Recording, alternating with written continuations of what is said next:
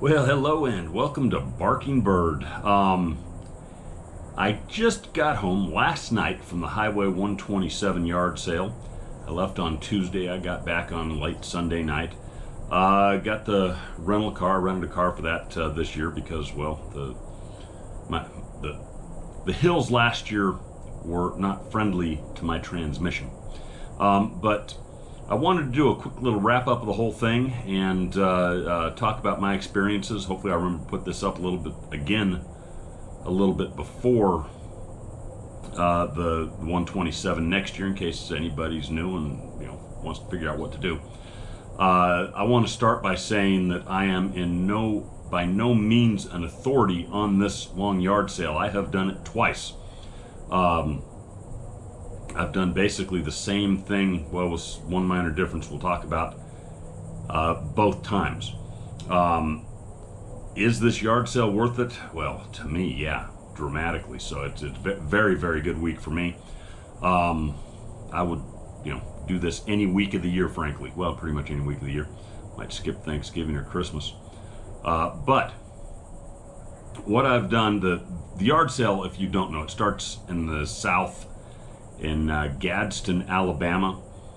It follows roughly Highway 127 all the way north to Addison, Michigan. 690 miles. Both times I've done 4 days and made it just over the border into Kentucky. Almost the same amount of distance every day, both years. Last year I started on Thursday in Gadsden. This year I started on Wednesday in Gadsden. Sorry, still have a little bit of COVID cough here. I had COVID a couple of weeks ago. I made it both times the first day from Gadsden to Fort Payne, Alabama. It's not a particularly long distance and did not do particularly well in that. The last year, as I recall, was about the same as this year, about $500 or $600. And I'll call it $600 or $700. I moved very slow this year. I was very tired. It was a long drive the day before up. I did some retail arbitrage along the way, and like I said, it took more out of me than it probably should have, and I did not move well that first day. It's a lot of side road parking, so getting in and out of the car doesn't seem like it should be a big deal, but you're really climbing out of the car most of the time because you're parked on a pretty good tilt. So that, for whatever reason, maybe it's just because I'm old, but it took a lot out of me both years. Last year, I missed almost the entire area around Fort Payne, between Fort Payne and Mentone. I couldn't find the route. So I really started in Mentone on the second day and went through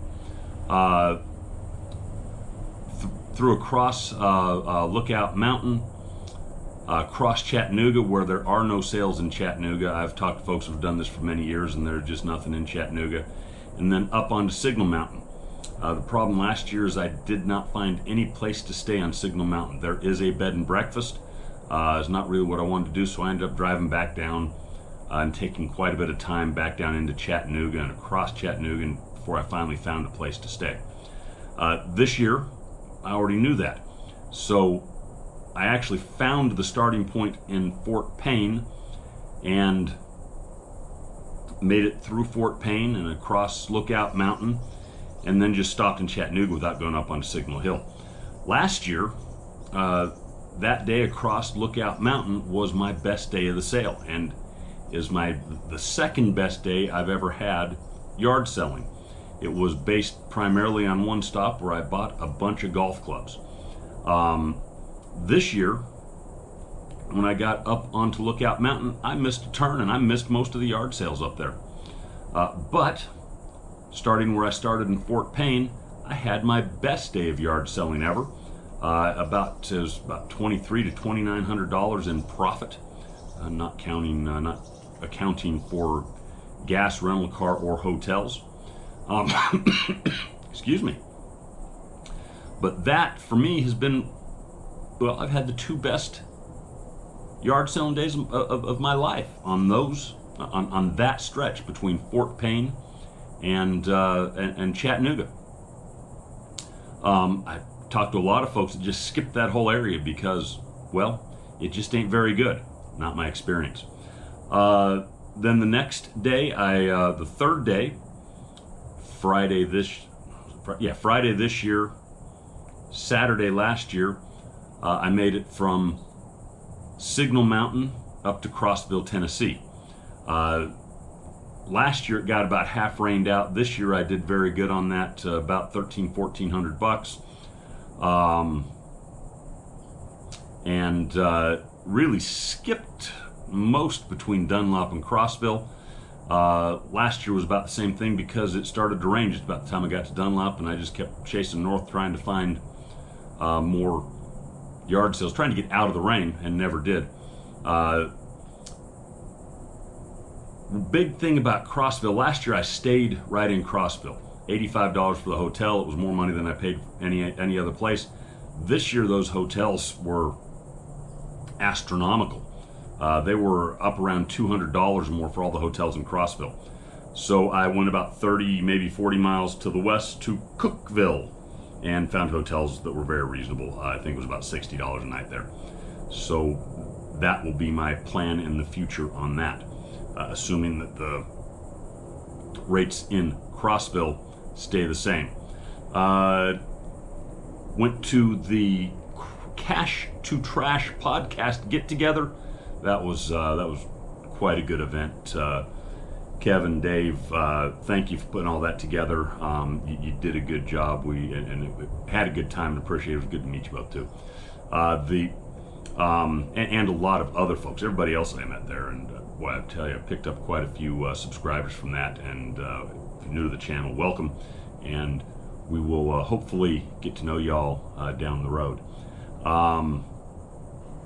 My fourth day both times, Saturday this year, Sunday last year, I made it from Crossville up just into Kentucky. We're already in Tennessee.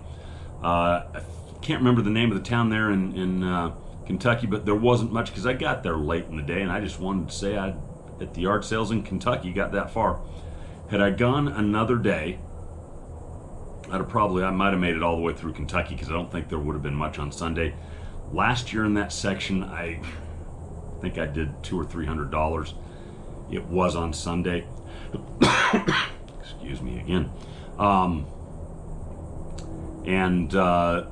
Again, there just wasn't much there. I did well on that stretch this year, about $1,400. So I personally would trade that Sunday for the Wednesday.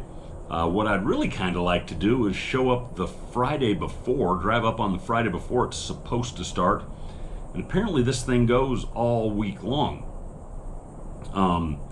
Listened to one gentleman that talked about that's been doing this since 1995, and he said, and he lives right there, it sounds like, in Crossville, and he just goes, back and forth across the thing for a week and a half.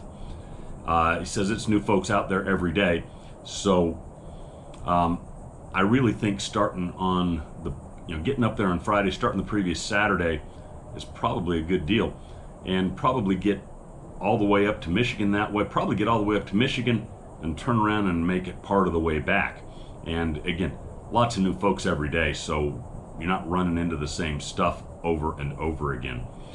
Talked to other folks that were up there that they set up and they sell through their stuff and they just reload the next day. They brought so much stuff with them that you're not going to run out of stuff to find there. I didn't mind skipping areas because there's just more stuff. There's no way in the 4 days that I was up there to cover anywhere close to the whole thing. You can just go and go and go. All up, I made, depending on the value of a few different items, and I just don't know exactly where a few of them are going to go. After all expenses, my profits were somewhere between $4,200 and $5,700. We're just going to say about $5,000, and that's after hotel, that's after gas, that's after rental car, that's after all the purchases that I made.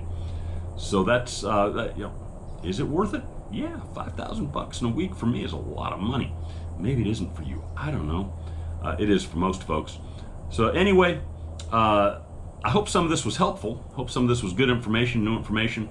And if you liked it, please like, comment, subscribe, and we will look forward to seeing you another time. Bear down.